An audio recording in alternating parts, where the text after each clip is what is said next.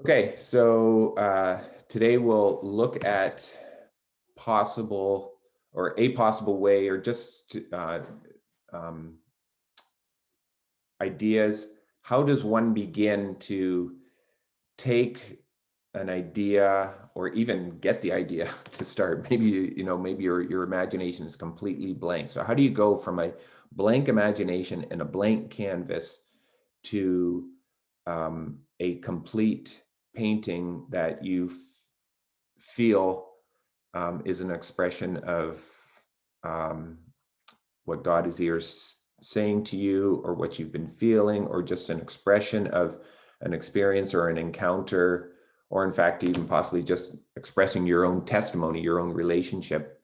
How would one do that through visual arts? So I'm going to be showing some possible ideas of how one might be able to go about that. So this first thing I'm going to show to you guys is, I have to bring it up here a second, is from some work that I have done with grade 7 students. Well, actually, maybe, should I show my own stuff first or maybe show theirs? Actually, let me do this. Let me show you my very first experience of going through this myself, because I never really ventured into anything like this until I had been a teacher for many years. I was in my 30s, 40s. Yeah, no, my 30s. I would have been in my 30s at that time. So anyway, so I'd been doing art for a long time, still had never experienced this. So when I tried and I began, it was very, very scary, very frustrating. Give me a second here. And nerve-wracking, and I just had no idea how to begin. So let me get back so I can share my screen. So I'm going to show you a PowerPoint of, and this is a development of the first image that I ever did, the first painting I ever created, which was not an observational piece. At the time of this, painting this, I was either doing everything from just painting landscape, plein air work. That was the vast majority of what I did on my own, was just simply plein air landscape. I had also done portraiture of animals and people, but that was working from reference photos. So I had never really done anything that was just strictly out of my imagination. So here, I'm just going to walk you guys through this. Can you guys see the screen? It says development of an image. Do you guys see that? Okay. If I go like this, can you still see it? Does it now show a sketchbook page? Yeah, okay, very good. Just in case, if I'm talking suddenly what I'm showing you isn't matching, please let me know. So hopefully this is showing up on the recording as well, so that anyone can be able to see this. So this was my sketchbook, and here I was at this time where I wanted to paint something, or started creating paintings which were from my imagination and which were speaking towards what I was feeling. The idea of prophetic art had not entered my mind at this time. But so I simply went about this. I thought, okay, what are the things that inspire me? And it was my family inspired me, God and nature, and those three things. And that's just where I began, is who am I as an individual and how do I feel inspired? So, so this is my sketchbook. No one ever told me this, but it just seemed obvious to me that, and it was just a natural part of me, that I write out a lot of my prayers. So, and I was just doing that in my sketchbook. So this on the left side is just a bunch of praying, and I'm praying. And then I start, if you look at the right page here, I just a bunch of little thumbnails. I think it says a small boat in rough water. So this idea came to me. What was this? It says holding something small while being held.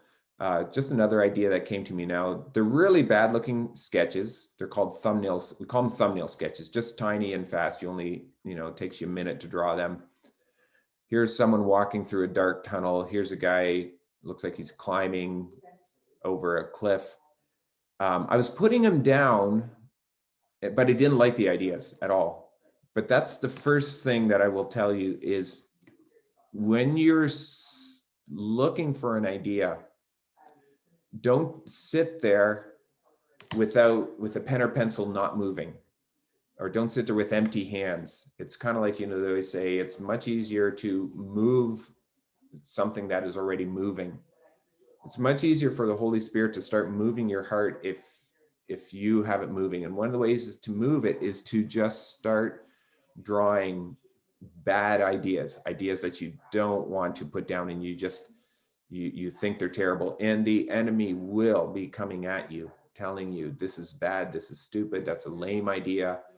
And so you have to be, I believe you just can't do it without being involved in prayer. Okay. I just don't think you'll make it. Not saying you won't do art, but you won't make it in the area of really prophetically doing, hearing from God and getting it down and coming to a place where you complete it. You'll quit, I think, at some point. Out of desperation, I end up scrolling down here on my page. Oh God, my mind is blank. Will you please give me some images? And I got an image in my head of a tightrope walker, and that was all I got. And I put it down. I didn't like the idea yet, but right away something felt different because these went no further, but this one did.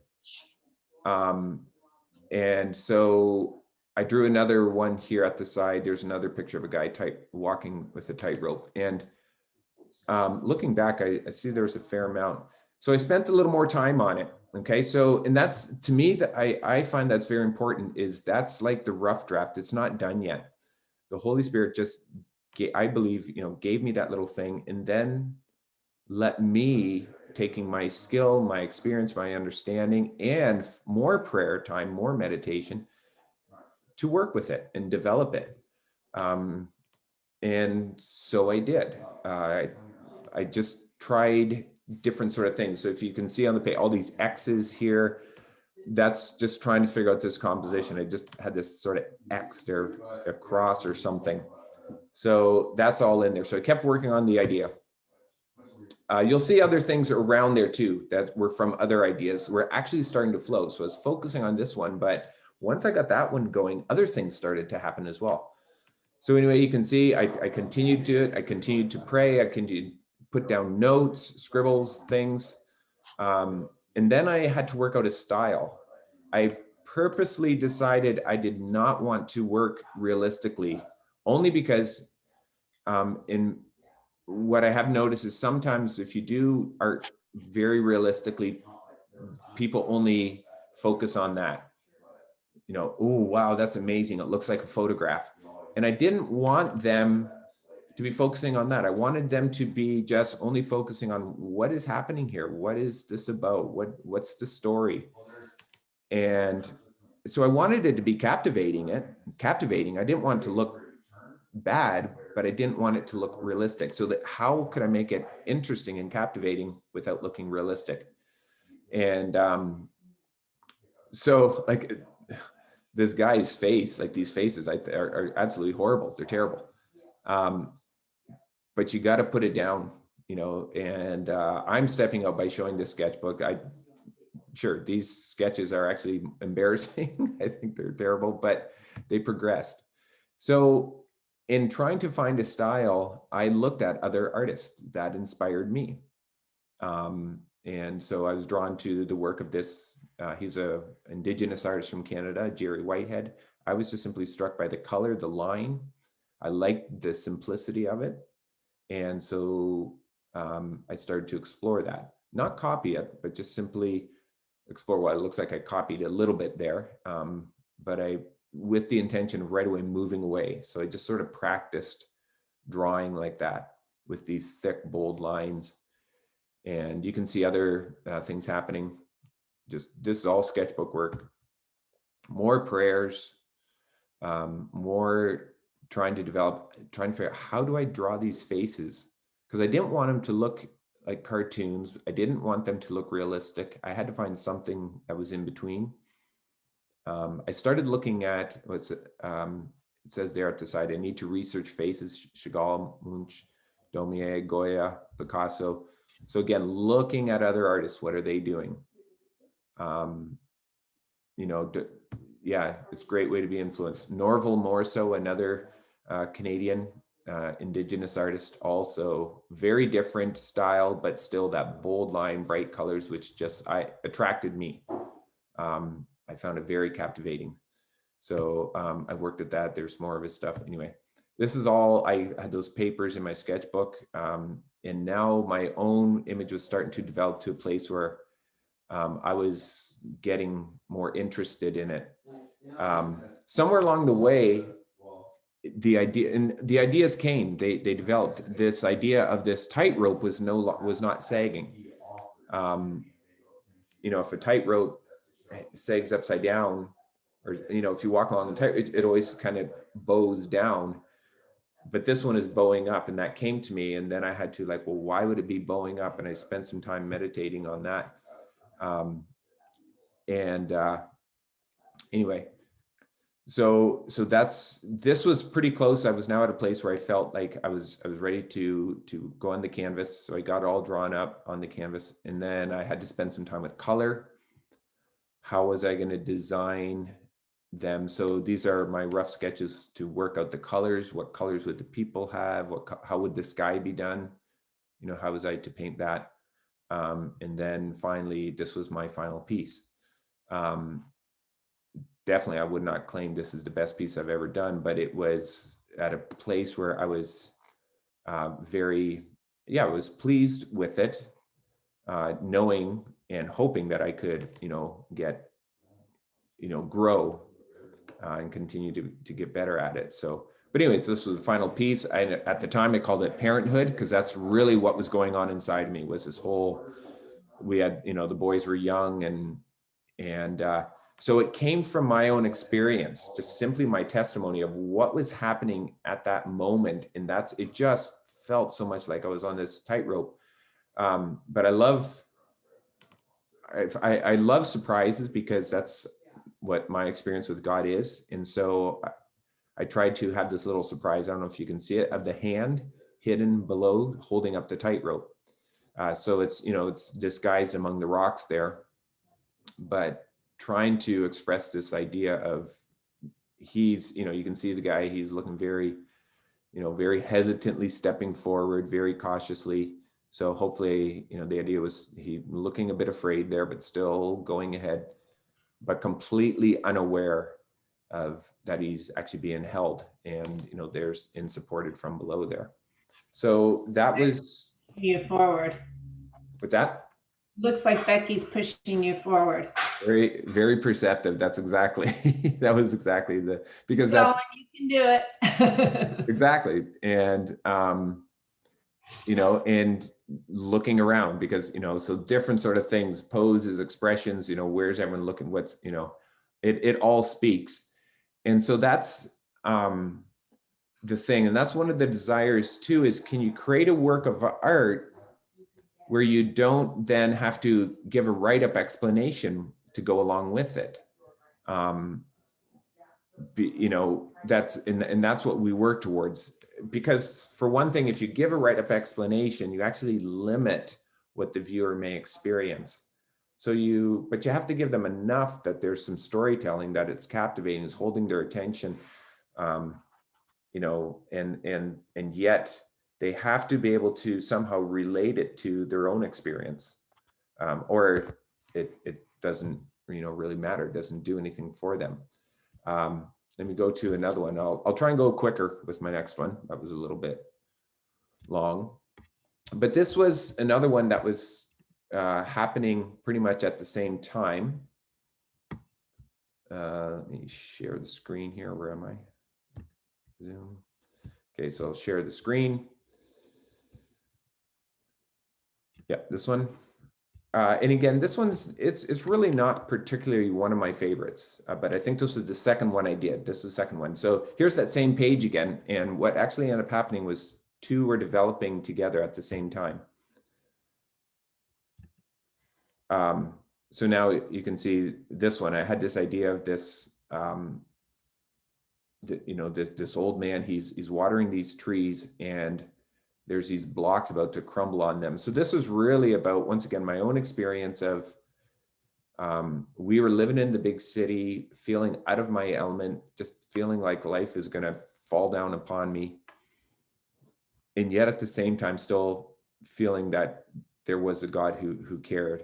And so, so I'm exploring how am I going to, portray that. So that's happening with these ones at the same time. And so you'll see in this one, I spent a lot of time just putting down notes and just trying to get the shape of this body.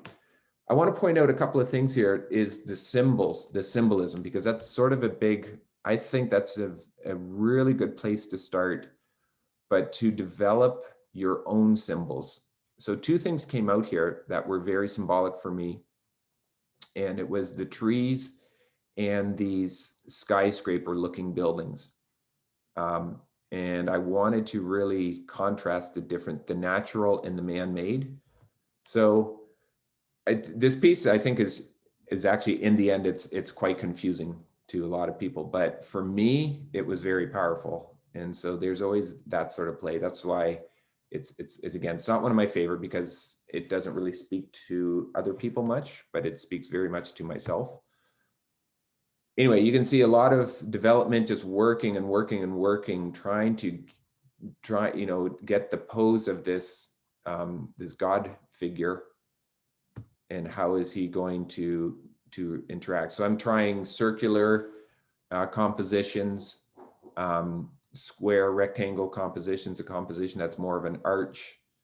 And I just keep going, and slowly you'll see the figure starting to develop. And now actually down below there is a third painting that starts happening. So it just progressed. Again, I spent a lot of time with the color. How is that all going to happen? And then this was the final piece. So, and so different sort of things to me became very symbolic in here. So the trees, so there's 6 trees, which was the 6 people in our family, and the position of the hands, so that I tried to create this sense of these arms wrapping around, so this sort of embrace, trying to really capture the idea of embrace, but also trying to capture the idea of movement, that there's just, it's it's very dynamic. It's trying to make these buildings look like building blocks, little kids building blocks about to crumble, kind of leaning over. At that time, it was called Portrait of Blessing. At the time, the blessing was feeling like it wasn't very lavished, but it was complete. And so that's why there's 7 drops. So for me, that's one thing I've used a lot of symbolism that way as well.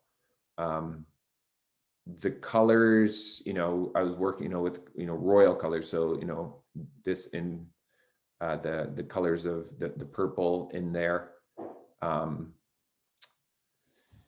The gold, the glory, that's why the skin, well, for one thing, I've always tried to stay away from skin color, which is often why I go to this bright orange, yellow, whenever it's a portrayal of Jesus. But anyway, so this was where I ended up going with that one. What I wanted to do was sort of then, how have I taken those ideas and how have I helped, let's say, young students? Oh, look at all the snow coming. Young students, how have I helped people get to a place of just trying to begin? And just give me a second here. So one of the things is, I don't know if you guys remember, we looked at like how shapes really can express things. Just a second.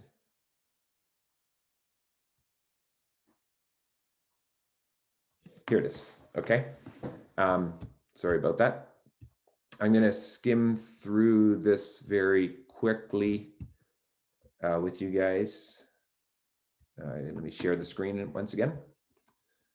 Where'd it go? Share the screen.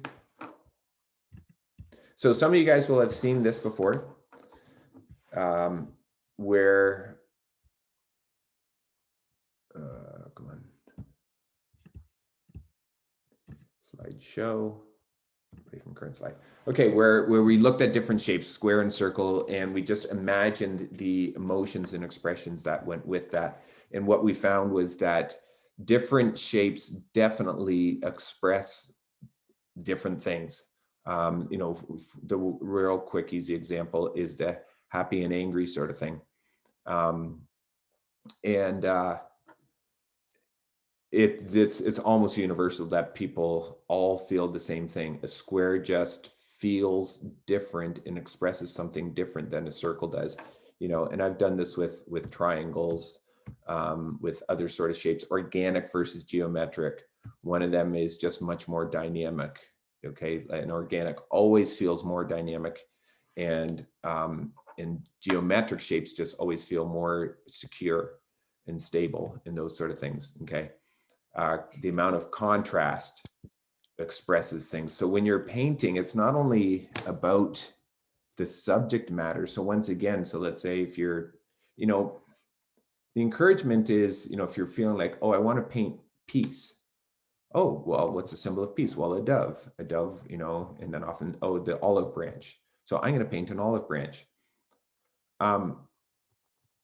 Yeah, my encouragement is always to actually step beyond those or away from those. They're just kind of, they're so typical that they don't hold people's attention because it's so quick and easy to understand. And it's so generic now. But to think about other things like the contrast. So it's not contrast, it's not symbolic. It's really just, it's visual communication. And the amount of contrast in something, and this is again very universal, something that has a lot of contrast is just going to feel bolder than something with little. And so in your expressions, in the message, and what you're trying to get across is you think about those sort of things as well, and that adds a lot to your piece as well. Now it's not always universal. Something like this, I've done this one, and it really, I put those little question marks up because it's just not straight across the board. A lot of people actually find this blue much more hopeful, and they find that is just much more peaceful and calming to them. This yellow is so bold, it's almost too much. So that is all there. But anyways, so this whole idea of just using all these shapes. So I've gone with in expressing things through the shapes. So what I've done is work with students where they start with that, and then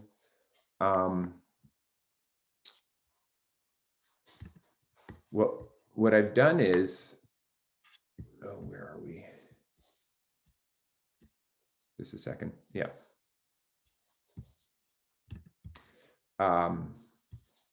Let me share my screen again here. So I'm going to show you some student samples of things that they've done in a project, and where I started with them and how they got there. Okay, how was I able to get the students to this place? So slideshow, current slide, here we go. So they spent some time with some journaling, and I played them some music, and I read some scripture with them. And so they first just responded with words. And it's a simple place to begin with, is just write down adjectives. Just adjectives, just descriptive words of feelings and thoughts and emotions to whatever it is, as opposed to just a message. So I had them begin there with the emotion side of it, as opposed to the message. words they had. And then they also, over here on the other side, they were meditating on a bunch of questions I had for them as well. So they just sort of meditated on how they relate to Jesus, what they think, what they've learned, what they understand all around scripture. And then up here, what I had them do was where they developed their own symbols. And so they would take the words. So here's a student here. These were the words new that they came up with: new, juvenile, weird, awkward, and hidden.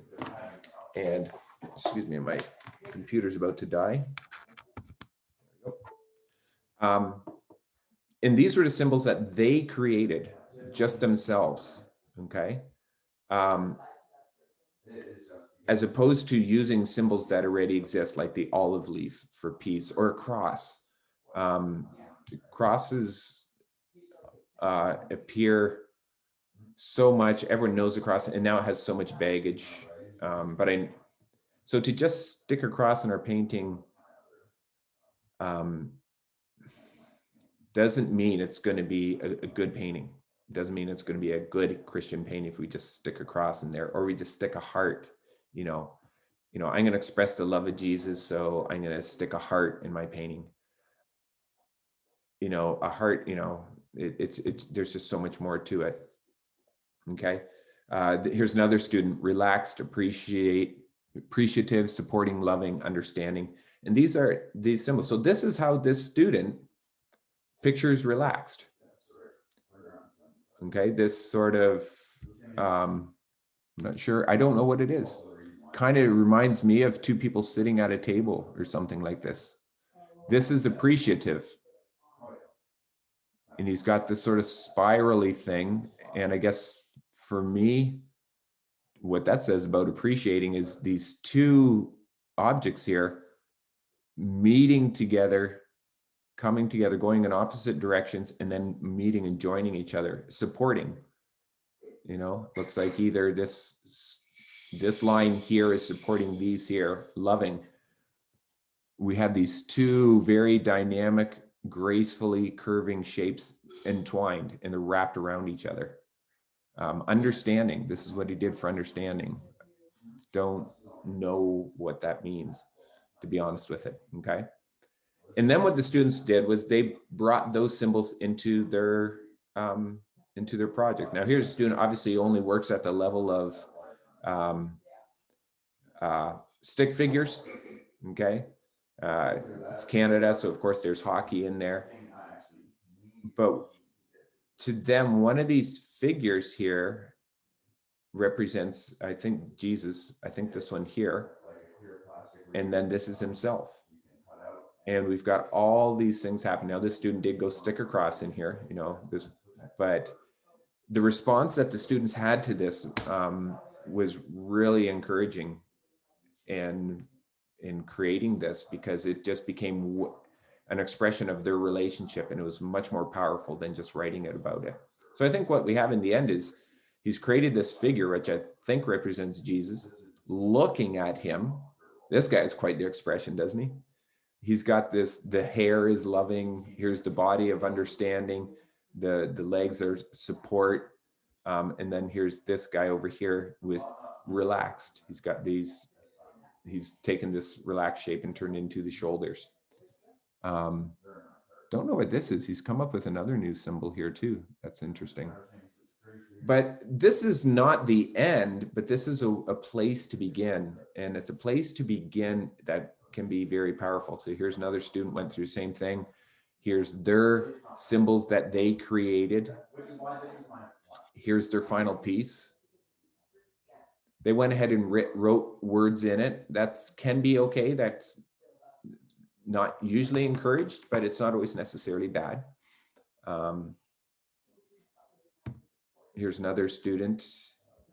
Here's their idea. That's the final idea. Okay, and then another one. So here's their things, and here's their final idea, okay, that they came up with. And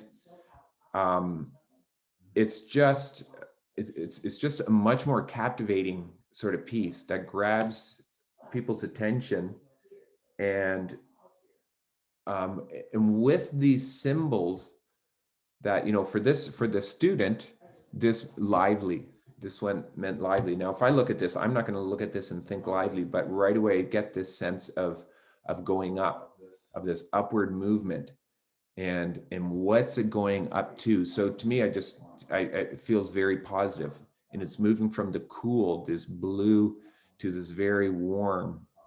Okay. So what I'm going to receive from this feels very royal to me. Okay.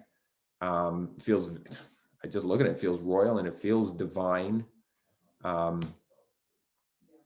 And it's just, there's a connection to this person here. So what we as a viewer are going to feel is not going to be exactly the same as what this student created and what they meant for themselves. But it ends up roughly in the same, in the same ballpark. So here's just a few others here. Quite a powerful piece. Like, I mean, I look at this and here's like, this just grabs my attention. So compositionally, yeah, it's very centered, stuck right in the center, but to me, what I get is this dynamic, powerful structure. To me, which feels, it's so much, feels very spiritual. And here's this person banging their head on it. And there's something definitely going on here. Oh, and we have this little character up here, very happy, looking down. But it's as a portrayal of divinity, of God, is just so much, to me, I think, to me, something like this is much more captivating than a cross, your typical cross drawing, or an old man sitting on a throne sort of drawing, Santa looking character.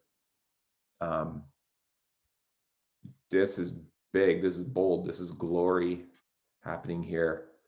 And then there's other stuff, other dynamic things happening. But what I just get a sense of the way they've composed this so well, because this person, whatever this is, down in the corner, is very important. And it's very piercing. So there's this whole expression of this glory is piercing whoever this is that stands out. And it's very organic. These are all very geometric. So there's something. So as soon as, even though that doesn't look like a person, it still portrays something very personal. And so this is very abstract. All of these pieces abstract, again, because we're working with students who are only at a level of, some of them stick figure drawings, because we're only grade 7. But again, this is about what I'm talking about is where to begin. I'm not showing these as this is the standard, this is the end that we're shooting for. These are examples of where might we begin. Okay. And I'll just go through these. Again, you have to remember, these are grade 7 students who are not, you'll see 1 or 2 of them are naturally gifted artistic abilities, but many of them, like this student, I don't know who this is, but these are not. And yet they're creating powerful works of art that are just loaded with meaning, and they're captivating, and there's stuff happening. All of them. And so that's sort of just a way to begin of how do I create something. And that's the thing too, like they're complete to me, at least it feels like a complete work of art. Okay, now because it was in grade 7, because it was not even an art class, this was in our Bible class. We were just working with markers and colored pencils. So, but it's just where, to take something like this and even bring paint into it. Doing something like this with paint that is feeling very very complete is whatever medium you like to work with, paint or pastel, ink, watercolor, but very powerful sort of pieces. So that would be my if I were to give direction, and that's why I'm never quite sure, because of the group that we are, how much direction do you guys want in this? So hold on, there's one. No, this is not the one I want. I'm gonna close that one. I'm gonna close this one. Here we go. Yeah. Let me share the screen one more time. One last time. Hopefully you guys aren't getting too bored. And if you are bored, hopefully you're just working on your own thing. Let me share one last bit of a PowerPoint.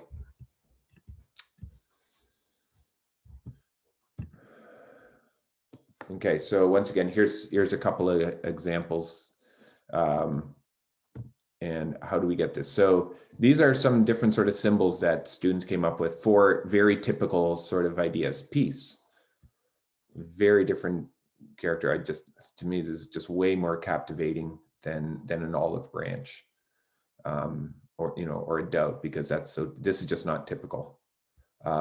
These are portrayals of love, and this is all student work. These are your high school students, what they've created. Eternal life, praising God, beautiful music. They're just very unique. And when things are unique and different, they're just way more captivating. Protection, freedom, unity, friendship, joy.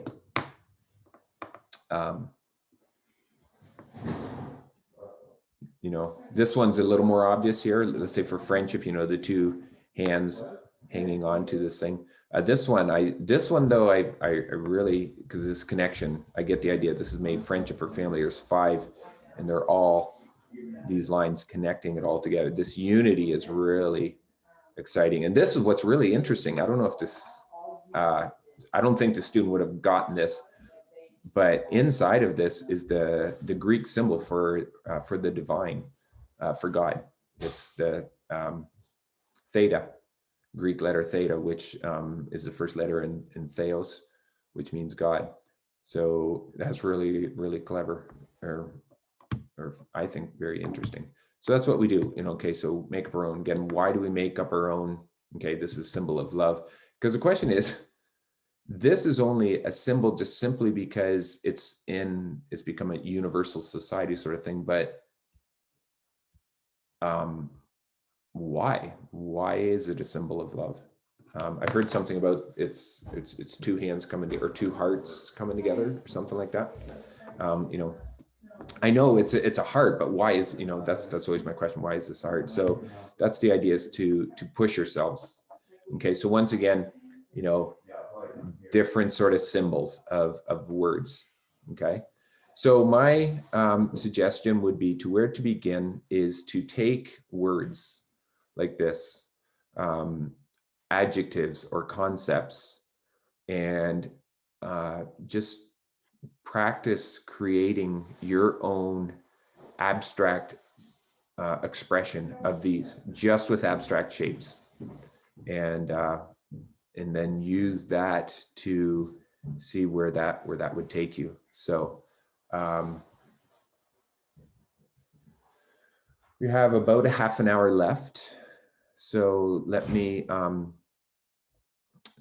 do this. I'll pause this, and I'm going to ask that you guys do this. Maybe take if you can take a screenshot of this, or scribble down, or just take a few minutes to take a few of these words that strike you, and then create some abstract symbols, and then it'd be interesting to share them with each other. Okay, and just see where you go, and then just keep praying into those symbols, and then what could you do with it? Can you then develop it, or can that symbol itself become something? Okay, it can be a painting on its own, and it can become a part of a painting, whatever it may be. All right. Again, of course, you always have the freedom, if you started something else that you really are taken with, then may do that. But I encourage you, if you're only avoiding doing this little exercise, this assignment, because it's uncomfortable. That's where I would encourage you to, step out of comfort, step into something that's unfamiliar, because that's how we grow. It's really the only way to possibly grow. So, all right, let me. I'm just going to pause it here because. Okay, so after taking some time to see if you have any, or what sort of symbols or whatever you came up with, who would like to share what you have? Who's the daring one? I got, but they're tiny. That's okay. Here's just a second. Let me pin this. There Let you me go. know if you want it Cool. closer. Oh, There's a whole bunch, but yep. Grace, majesty, hope, peace. Awesome. So, and the fun thing is, you'll find that your own style will definitely come out, and so yours are, everything that you have there is very geometric, which adds to a lot of simplicity. And in a lot of your work that I see you've done is going to be there. So this is also a really cool way of just sort of discovering what your own style is as well when you actually work abstract. But all of those are really, disappointment has that sink, like it's like it's collapsed. That's what yeah. it is to me, right? Just feels so collapsed. Love is just this overlapping and interconnected, and all this sort of, trust is just this stable, built on top of each other. To me, when I look at, think compassion, just it's going in, it's entering into another space. Joy, bubbles going up, and so that's the thing too. So if you were to share this, it's really good, I think, to put titles to our art. It gives the viewer a bit of direction without having to tell them the whole story. So very cool, Rowena. That's totally, they're totally the right idea. And again, for everyone, it's not a right or wrong. You just let your own style come out. So anyone else? Rowena, do you mind holding up confusion? I didn't see that part. Confusion. Oh yeah. Yeah. Definitely. Definitely Thank communicate. you. Yeah. Nice. I'll go. Okay, let me show yours. Anger, hate. Oh my goodness, look at hate. Yeah, that's just like attacking. Ooh, patience. Whoa. Awesome. Hope is like this fountain, and peace is like a water, just this flowing waterfall. This is just what I just feel right away. Trust is clever. Whoa. That's really cool. And I mean, it's interesting, for each of you, it will relate to something. So, but the idea is, and this is what I want you guys to really understand. If you hold up trust again, can you just hold that up, Teresa? And this is just a really good thing. Oh, trust, I could show flow. What is going to really make that work is that's the thing is, you can now, let's say if you're portraying trust, if you are working with other elements or other images or other pictures, but you have this sense of this, see there, this leaning back, this holding, but this holding on, like it's those shapes, those leaning back shapes and something holding on, that's what's doing it, it's that arrangement of shapes. And so you can create a stable composition when you have things doing that. Does that make sense? Like you can create a painting with just flowers, and they will feel like they'll feel, depending how you arrange those flowers, they'll feel like there's trust there. You could paint a picture of a tree, and how you arrange the branches on the tree, what's happening with those branches, it will feel stable and trust. And then you arrange them differently, and then they feel like they're falling apart. And Or so angry or something. yeah, or angry, exactly. So you can paint a tree to make it feel and it just expresses hate or anger, or a tree that expresses hope and joy. And that's what I'm hoping you guys will And that's what people subconsciously respond to. That reminds me of what I created with Becky yesterday. Tell me what this communicates with the tree. Oops, can I get it in the right spot? The tree. Okay, I want to hear from other people too, not just me. Anyone else? What do you guys? Yeah. Yes, can you keep holding it up? yeah. This is mine. Can you see it? Oh wait. Oh, okay. Just a second. Let me change the pin there. It's really small. I just have to raise it up. Okay. Yeah, Oh, there I is a Kindness. tree. There is a tree that is hope. Yeah. Yeah, there is powerful. There is a hand. Can you turn it a little bit? Turn your page facing a little more. There we go. Yeah, Powerful. there is purity. There is a dove. Yep. Yeah. Pure white. Your Yeah. kindness. So Betty, if I can point out the one that I really is your kindness.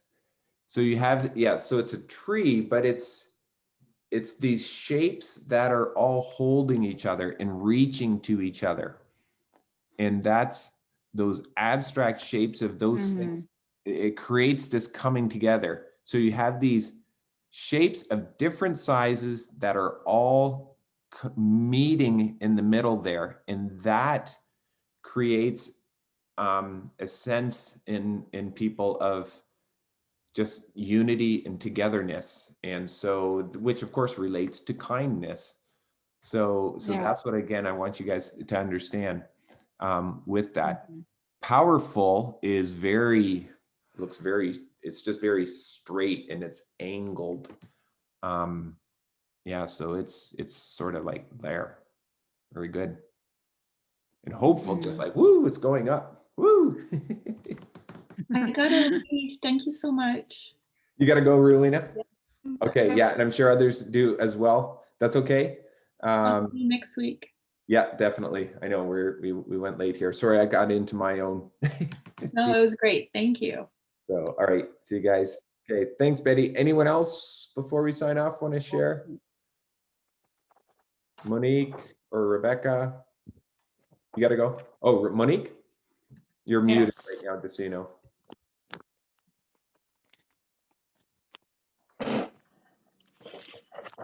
That's neat. I don't know if you see something. Yep. Yeah. So it looks like you're working with. Looks like you're working with these wonderful little figures. Yeah, I get people. Yeah. I like that. Compassion and love. Compassion. I really like the compassion one because that's those. Now that's very abstract, and again, it's sort of that shape, that embracing sort of shape is what really does it. Just hold it as fear. Yeah, fear is very spiky and jagged, and angry is again very spiky and jagged. And you'll find that the negative things just go with those pointy shapes often. These jagged, if you think back to Teresa's anger, and you'll find there's a definite relationship to the shapes that are positive and then the shapes that are negative. They just really kind of go there. So, so when we have these jagged, pointy, messy shapes and lines in our picture, it just will it'll create this uneasiness in people, which relates to all those negative feelings. So, all right, what about Elizabeth or Rebecca? And who else is still here?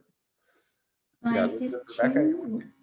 Yeah, I did two, hope and sorrow, and then I tried different things with both of them. Okay, so we'll try hope first. Let's see, can you see? Yep, very good. Yeah, so again, so you have the positive ones on one side, which are things that are very moving and flowing, but yet they're also very stable and secure. They just, things like triangles, straight lines that are at, right angles or whatever. are always nice and secure. And now I'm interested in see the negative, your negative emotion ones. Sorrow. Sorrow is Or so you that droop, yeah. So you have this drooping, and then just that dark black, even in your line, that thick dark yeah. So that's supposed to be a bench. bench. Very heavy Yeah. bench and just But it's heavy. very But what's yeah. interesting is you have it way at the bottom of your. low. Yeah. Yeah. If you had that thing up in the air, it would feel different. So it's heavy down there, and then your obvious droop of, you know, that's, yeah. So things that really droop and sag, just, Yeah. Yep. So this one is supposed to be a lamp and the light has gone out. Oh, yeah. Yeah. Yeah. And this one is like a room and there's a little crack here. And, you know, sometimes we don't see hope if we don't look up. Yeah. And then this is water with the parched land that I can't really draw. I had a lot of fun. And this is sort of like in prison. And then, you know, if you look into the horizon, you can actually escape. There's hope. Very good. So, and then water. And I like that I try like different arrows, you know, from the bottom looking up and joining. Yeah. So, Very good. Excellent. Okay. Elizabeth and Uta.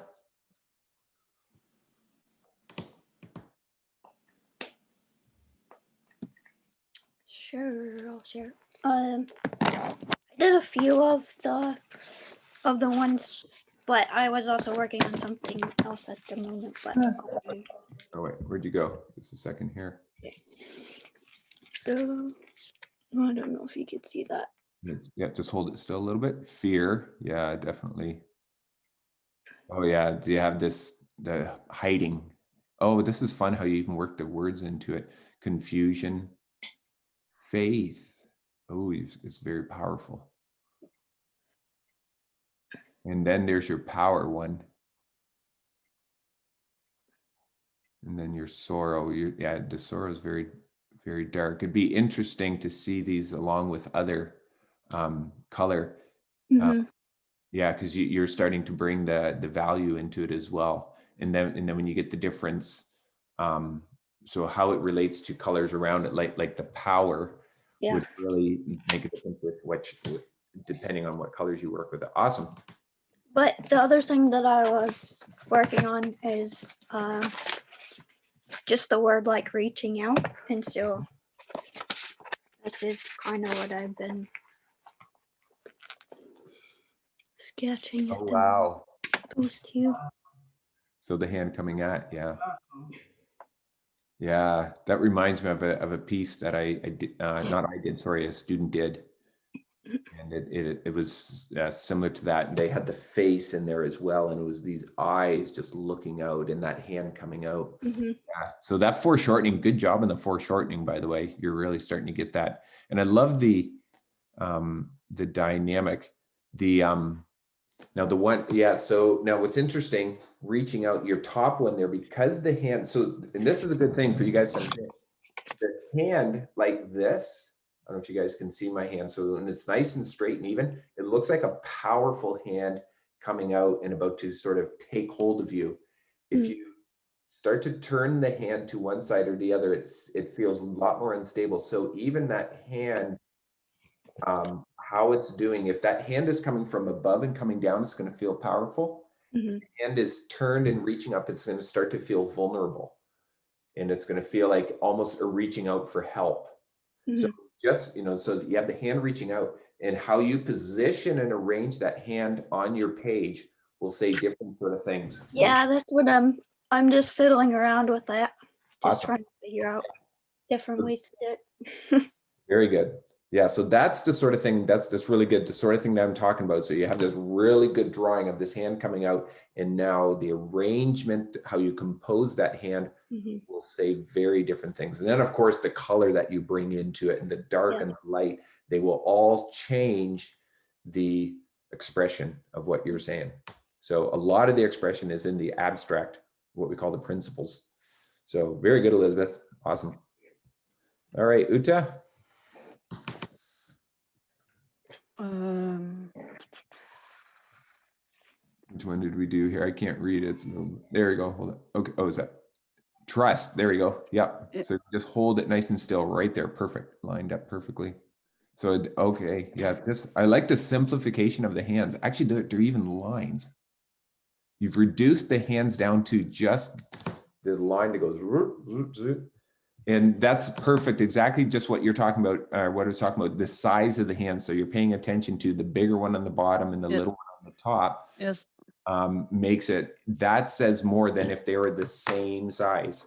Yes. No, yeah, and that may be a little bit obvious, but little things like that, where we place things in relation to each other really matters. Let's see, faith, is he stepping off? Oh, fear, yeah, just that dark. Again, this is real, like you're doing really good with reducing it down to just its simple, as little as possible. And then what's this one? I can't read it. Yes, disappointment. That's something broken. Yeah. Yeah. Yeah. Very- Fear. I tried to draw hand grabbing, but I. But see, that's the thing is, it's not even necessary. It's not. Yeah. You know, it's like just that dark face is either it's fearful, like it's negative. It's just, and that's usually, you know, usually that's enough. The rest of the picture won't tell us, but that's affecting the feeling. And then I can't, the two above it, I can't read what they say. It's just too blurry. Above the faith one, what are those? I see the faith, and then and then go up. Yeah, Forgiveness and compassion. oh, okay. I can't see anything. Yeah, it's hard to see. Yeah, it's forgiveness and compassion. Yeah. Ready? Should be a nail. A nail. And crown with the thorns. Thorns, yeah.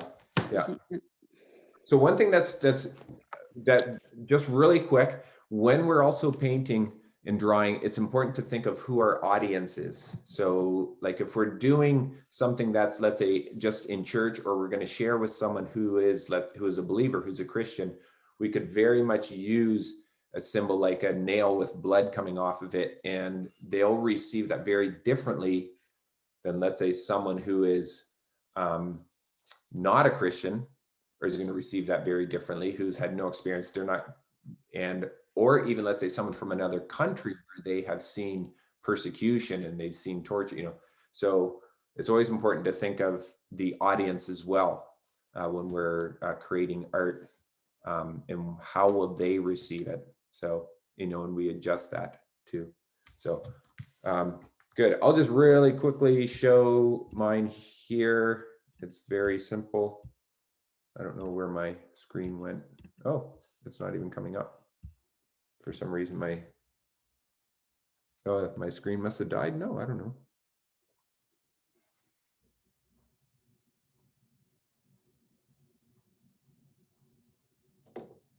Yeah. Oh, my camera's not working on my phone, so I can't really show you guys the one that I did. Well, I suppose I could try holding it up here. It was just, I was sacred. I was just trying to, this is just for sort of become, I don't know if you can see it there at all. The upper symbol, that's more, for some reason, this shape is just always feels sacred. And then there's a little bit more, there's like a drop of red coming off, and it's not finished, and I would continue to work towards something, but that's all it is. Just those arches to me always feel, that's one of the things, symbol that has really become strong for me. And then another one is a spiral is one. So those are just a couple. If you look at a lot of my artwork, you'll see spirals in there, and they have meaning. Now a lot of stuff, I have other things to help give more direction to it, but anyway. So, all right, everyone. Thank you again for the time. Bless you. Yep, blessings to all of you guys, and good to see you all today. And have a good week, and see you guys again on next week, Thursday. Bye-bye. Okay, bye all.